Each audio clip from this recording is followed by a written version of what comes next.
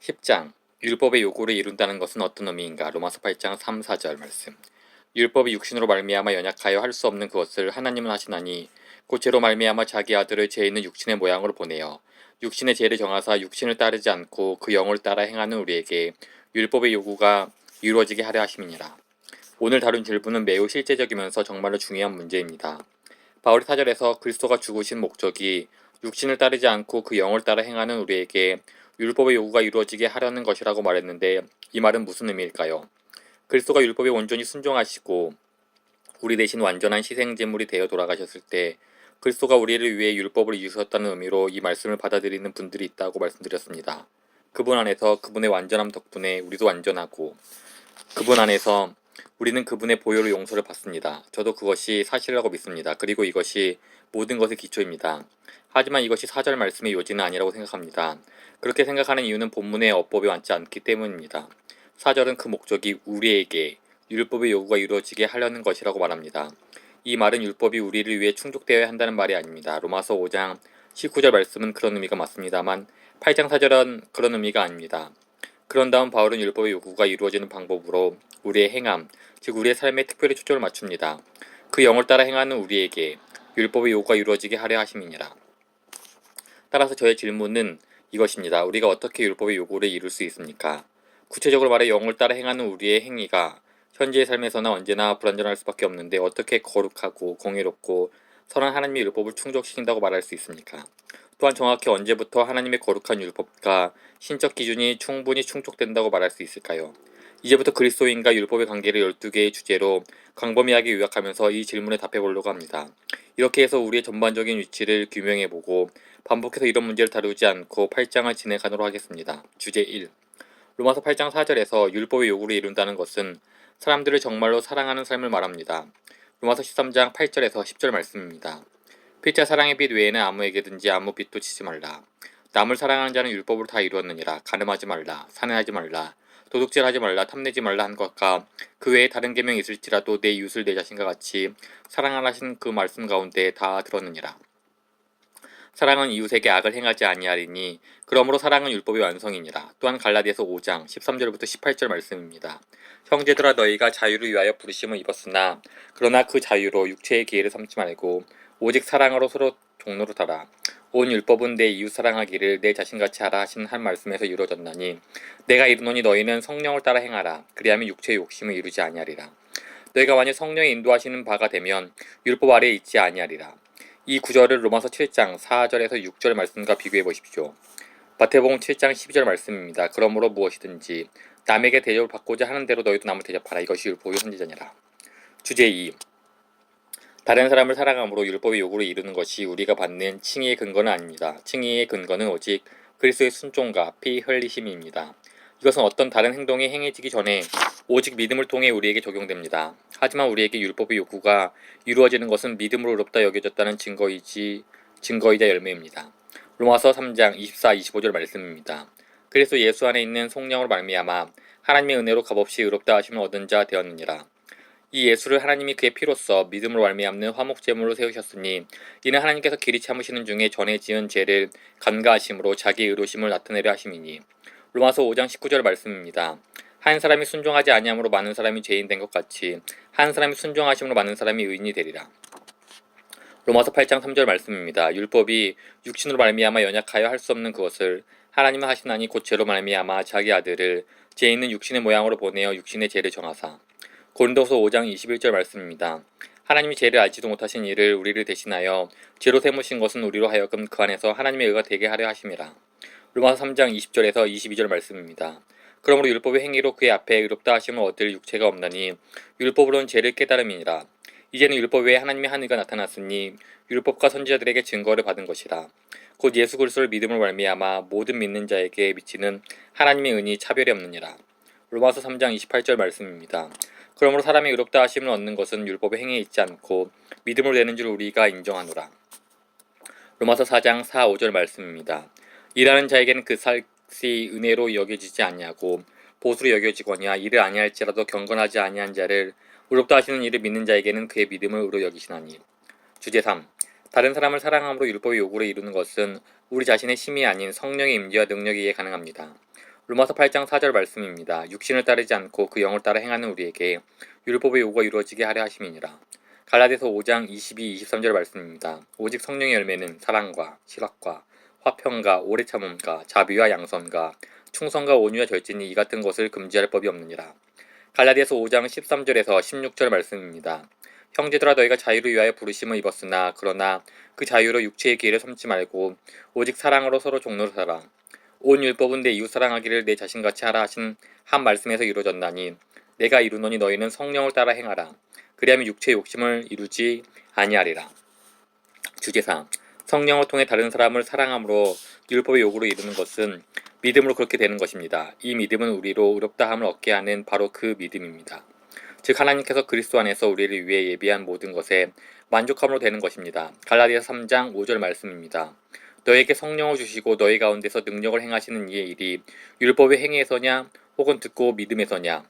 갈라디아서 5장 6절 말씀입니다. 그리스도 예수 안에서는 할례나 무할례나 효력이 없으되 사랑으로서 역사하는 믿음뿐이니라.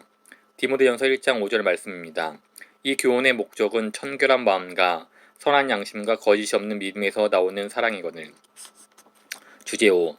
믿음으로 성령을 통해 다른 사람을 사랑함으로 율법의 요구를 이루는 것은 현재의 삶에서는 완전한 사랑이 아닙니다. 로마서 7장 15절입니다. 내가 행하는 것을 내가 알지 못하노니 곧 내가 원하는 것은 행하지 아니하고 도리어 미워하는 것을 행함이라. 로마서 7장 19절 말씀입니다. 내가 원하는 바 선은 행하지 아니하고 도리어 원하지 아니하는 바 악을 행하는도다. 로마서 7장 23절에서 25절 말씀입니다.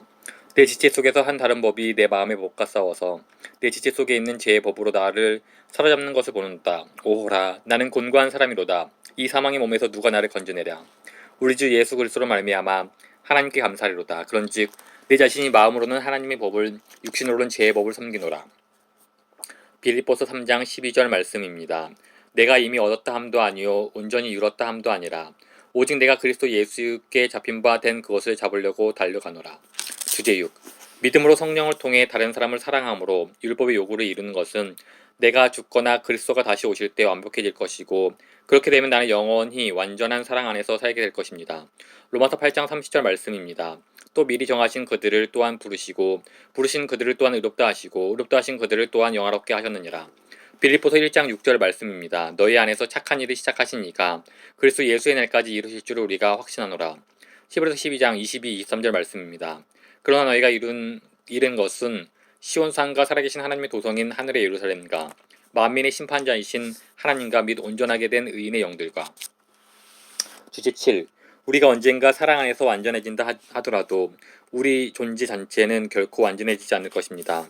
왜냐하면 우리 안에는 언제나 타락의 첫 장이 포함되어 있을 것이기 때문입니다.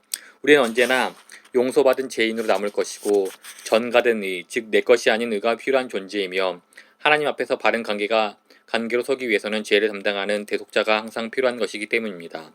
이런 방식을 통해 그리스도는 우리의 구원 안에서 영원히 영광을 받으실 것입니다. 우리는 영원히 그분의 의와 그분의 희생에 의존하게 될 것입니다. 주제 8. 비록 불완전하긴 하지만 성령을 의지하고 그리스도를 높이는 이 사랑은 기쁘게 자신을 희생하는 다른 사람의 유익을 구하는 사랑.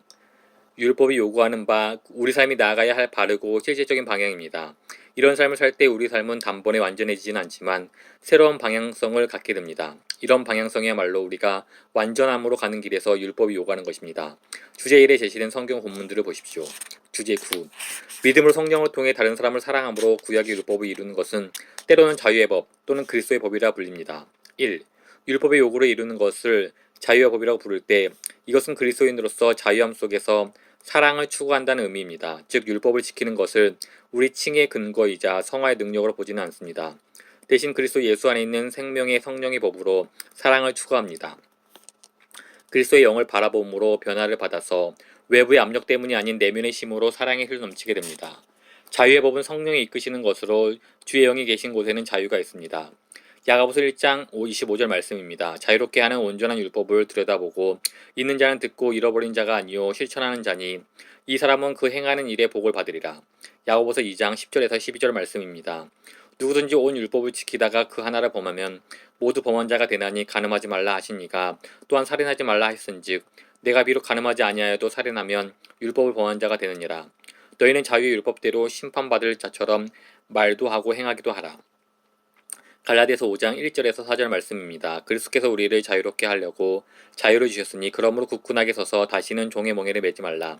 보라 나 바울은 너에게 말하노니 너희가 만일 할례를 받으면 그리스도께서 너희에게 아무 유익이 없느니라. 내가 할례를 받은 각 사람에게 다시 증언하노니 그는 율법 전제를 행할 의무를 가진 자라. 율법 안에서 의롭다함을 얻으려 하는 너희는 그리스도에게서 끊어지고 은혜에서 떨어진 자로다. 고린도후서 3장 17, 18절 말씀입니다. 주는 영이시니 주의 영이 계신 곳에는 자유가 있느니라. 우리가 다 수건을 벗은 얼굴로 거울을 보는 것 같이 주의 영광을 보매 그와 같은 형상으로 변화하여 영광에서 영광에 이르니 곧 주의 영으로 말미암으니라. 2. 우리가 사랑을 추구하는 것은 예수 그리스도의 생명과 말씀과 영으로 인도함을 받기에 가능합니다. 이런 식으로 율법의 요구를 이루는 것을 그리스도의 법을 성취한다고 합니다. 그리스도의 법은 외부에 있는 새로운 행동 목록이 아니라 우리 내면에 있는 새로운 본물이요 주인입니다. 그리스도는 우리에게 새 생명, 새 계명을 너희에게 주노니 서로 사랑하라. 내가 너희를 사랑한 것 같이 너희도 서로 사랑하라를 주셨습니다. 성령을 우리 안에 내주하시는 분의 생명이자 능력이 이제 새로운 사랑의 기준이 됩니다. 우리는 그리스도를 모든 것을 충족시키는 의로 온전히 만족해 하는 보화로 모든 것을 공급하시는 보호자요 돕는 분으로 온전한 지혜를 가진 상담가요 인도자로 바라봄으로써 그리스도의 법을 사랑으로 추구하게 됩니다. 고린도전서 9장 21절 말씀입니다. 율법 없는 자에게는 내가 하나님께는 율법 없는 자가 아니요 도리어 그리스도의 율법 아래에 있는 자이나 율법 없는 자와 같이 된 것은 율법 없는 자들을 얻고자 함이라.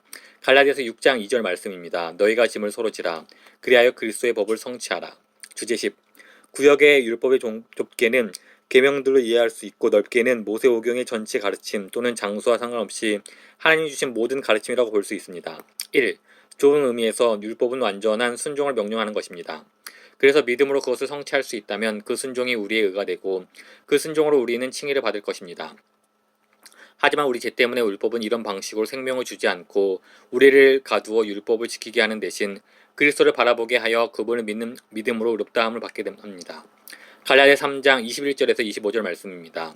그러면 율법이 하나님의 약속들과 반대되는 것이냐? 결코 그럴 수 없느니라. 만일 능히 살게 하는 율법을 주셨더라면 의가 반드시 율법으로 말미암으리라. 그러나 성경이 모든 것을 제 아래에 가두었으니 이는 예수 그리스도를 믿음으로 말미암는 약속을 믿는 자들에게 주려 함이라. 믿음이 오기 전에 유리는 율법 아래 매인 바 되고 계시될 믿음의 때까지 갇혔느니라.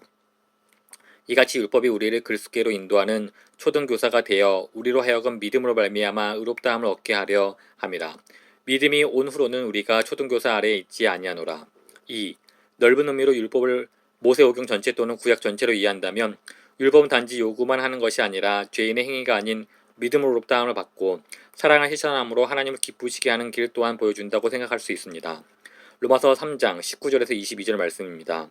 우리가 알거니와 무릇 율법이 말하는 바는 율법 아래에 있는 자들에게 말하는 것이니 이는 모든 입을 막고 온 세상으로 하나님의 심판 아래 있게 하려 함이라. 그러므로 율법의 행위로 그의 앞에 의롭다 하심을 얻을 육체가 없나니 율법으로는 죄를 깨달음이니라. 이제는 율법 외에 하나님의 한 이가 나타났으니 율법과 선지자들에게 증거를 받은 것이라. 곧 예수 그리스도를 믿음으로 말미암아 모든 믿는 자에게 미치는 하나님의 은이 차별이 없느니라. 주제 11. 율법을 그 온전한 상태로 이해한다고 했을 때 율법의 목적은 이렇습니다. 예수 그리스도께서 우리가 믿음을 통해 전가받은 의, 즉 칭의에 대한 유일한 기반을 제공하시는 분으로서 또한 믿음을 통해 우리에게 나누어진 의, 곧 율법을 이루는 사랑을 주시는 유일한 능력으로서 영광을 받으시는 것입니다. 로마서 5장 19절 말씀입니다. 한 사람이 순종하지 아니하므로 많은 사람이 죄인 된 것 같이 한 사람이 순종하심으로 많은 사람이 의인이 되리라. 로마서 10장 4절 말씀입니다. 율법의 목적은 그리스도가 모든 믿는 자에게 의가 되게 하는 것입니다. 고린도서 5장 21절입니다. 하나님이 죄를 알지도 못하신 이를 우리를 대신하여 죄로 삼으신 것은 우리로 하여금 그 안에서 하나님의 의가 되게 하려 하심이라. 빌립보서 3장 8, 9절입니다. 또한 모든 것을 해로 여김은 그리스도를 얻고 그 안에서 발견되려 함이니 내가 가진 은은 율법에서 난 것이 아니요 오직 그리스도를 믿음으로 말미암은 것이니 곧 믿음으로 하나님께로부터 난 의라. 빌립보서 1장 11절 말씀입니다. 예수 그리스도로 말미암아 의의 열매가 가득하여 하나님의 영광과 찬송이 되기를 원하노라. 주제 12. 그러므로 이제 어떻게 나의 불완전한 순종과 사랑이 하나님의 온전한 율법을 만족시킬 수 있는가라는 질문에 대해 세 가지로 요약하여 답해 보겠습니다. 1.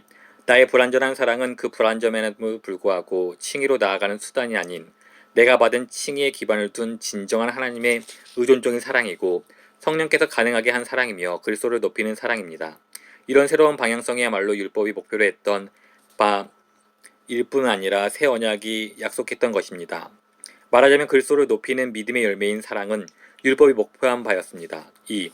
나의 불완전한 사랑은 그리스도가 다시 오셔서 내 안에서 완성하실 완전한 사랑의 첫 열매입니다.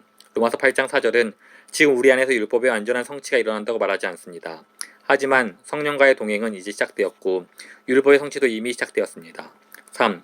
나의 불완전한 사랑은 하나님 앞에서 나를 의롭게 하실 완전함이 되시는 예수님을 믿는 믿음이 맺는 열매입니다. 다른 말로 하면 칭의 기반으로 내가 유일하게 의존할 수 있는 것은 바로 예수님의 율법 준수에 있습니다. 예수님의 율법 준수는 완전했습니다. 나의 율법 준수는 불완전합니다. 따라서 나는 절대로 완전한 일생을 영원까지는 아니다 하더라도 하나님께 드릴 수 없을 것입니다. 내가 영원을 누릴 수 있는 것은 전적으로 예수님이 나 대신 하나님께 드린 완전한 덕분입니다.